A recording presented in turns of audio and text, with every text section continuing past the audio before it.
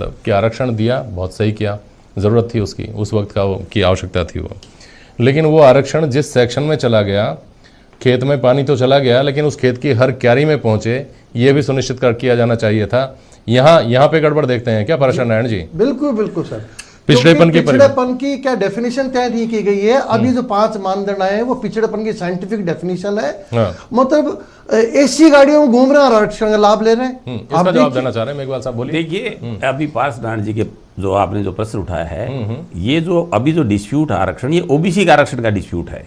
SC के आरक्षण को उसमें लपेटा जा रहा है। ये दुर्भाग्य इस देश का ये रहा है कि जब उसको छोड़िए ना, वो तो अदालत तय कर लेगी ना। मेघवाल साहब, आप और मैं नहीं भी बोलेंगे, यहाँ बैठकर बहस नहीं करेंगे, तो भी सुप्रीम कोर्ट में ये बात आ जाएगी। करिए बहस, और सुप्रीम कोर्ट अपने तरीके से सही समझेगा, कानून के संगत जो बात होगी वो हो जाएगा वहाँ। जुडिशियल रिव्यू का प्रावधान है किसी भी रूल से बढ़ने। मैं कहना चाह रहा हूँ कि एसटी को जो आरक्षण वो कास्ट बेस पे दिया गया था, वो आर्थिक पिछड़ेपन का उसका एजेंडा नहीं था।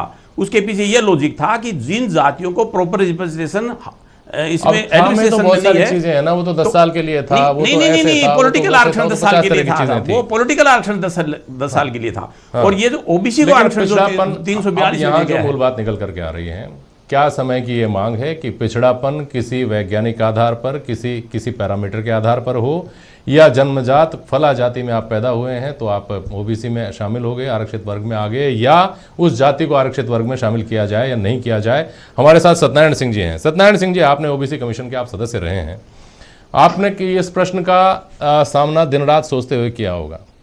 क्या, किस तरह से सोचते थे, क्या समझ में आता था? देखिए, मेरे दोनों मित्र जो हैं वो आरक्षण को बिल्कुल एक नए चश्मे से देख रहे हैं। आरक्षण जो अंबेडकर के टाइम पर संविधान में तय किया गया था, उसमें बिल्कुल ही स्पष्ट था कि निषेध और निर्योग्यताओं के कारण जो वर्ग, इसमें जाति वर्ड शब्द नहीं है, जो वर्ग पिछड़ गए हैं सामाजिक और शैक्षणिक रूप से, और उन निषेधों और निर्योग्यताओं की वजह से उनको राज्य सेवाओं में भी प्रतिनिधित्व नहीं मिला है, उन लोगों को एक हिस्टोरिकल कंपनसेशन के रूप में कुछ समय के लिए एक मौका दिया जाए, विशेष अवसर, विशेष छूट और विशेष नियुक्तियां। एक मिनट, आप अपनी बात पूरी करिएगा। लेकिन जो अभी तक आपने कहा उससे 2 बातें स्पष्ट होती हैं। पहली बात तो इसका मतलब वहां जाति का उल्लेख नहीं था। क्यों सत्यनारायण सिंह जी? जाति का। और दूसरी बात जो मेरी खारिज की इंद्राज मेघवाल साहब ने कि एक विशेष समय तक, इसका मतलब समय सीमा भी तय की गई थी। नहीं, समय सीमा तय। सुनिए, एक मिनट सुन लीजिए ना जी, बोलिए सत्यनारायण सिंह जी।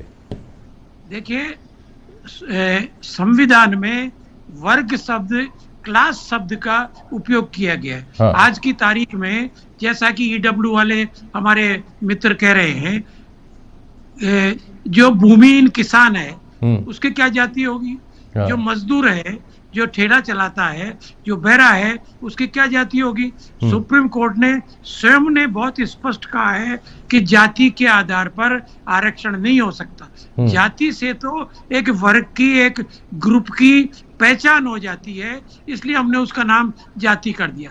खाती काम करने वाला जो है उसको हमने खाती कह दिया, वो जाति के रूप में हो गया, तो इसलिए उसका हमने नामकरण कारपेंटर कर दिया। मेन प्रश्न ये है, कहीं पर भी संविधान निर्माताओं ने जाति के आधार पर आरक्षण नहीं किया, क्लास ग्रुप्स के आधार पर किया गया है। अभी सुप्रीम कोर्ट ने बहुत से ये अपंगों को आरक्षण दिया, तो इनकी कौन सी जाति है? कोई जाति नहीं हो सकती। बहुत से ऐसे क्लास हैं, जैसा मैंने बताया, सुप्रीम कोर्ट ने बहुत साफ कहा है, occupation cum income irrespective of caste आरक्षण दिया जा सकता है। ठीक है, मैं वापस अपने दोनों मेहमानों के पास जाऊंगा। लेकिन आप जो